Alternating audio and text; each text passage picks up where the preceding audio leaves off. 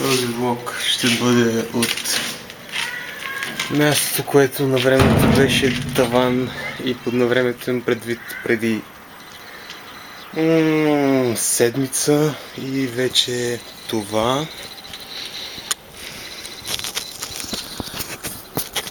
Не е точно дефиницията на един човек за таван, но не знам дали спомняш, че бях поснал нещо наречено My Crib, където имах сниман тавана и как го бях направил.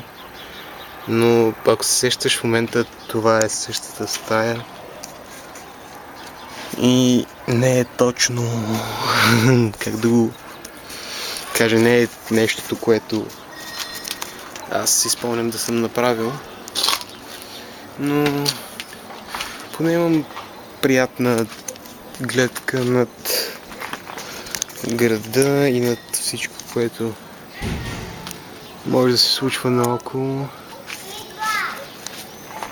И дори бих казал, че има малка вероятност да... Стълба. Гледам прекрасни залези тук. Изобщо не е зле, приятелю. И между другото, това място ми напомня за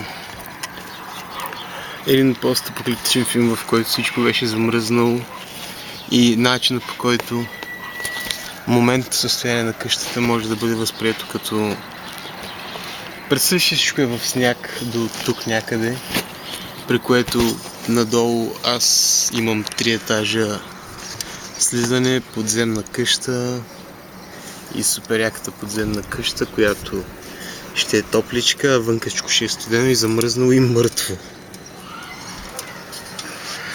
И може би влога ми днес ще е за това, тъй като съм супер изпушил от 5 часа задачи и не мога да направя нищо повече в момента. Ник, ще се чуем по-късно.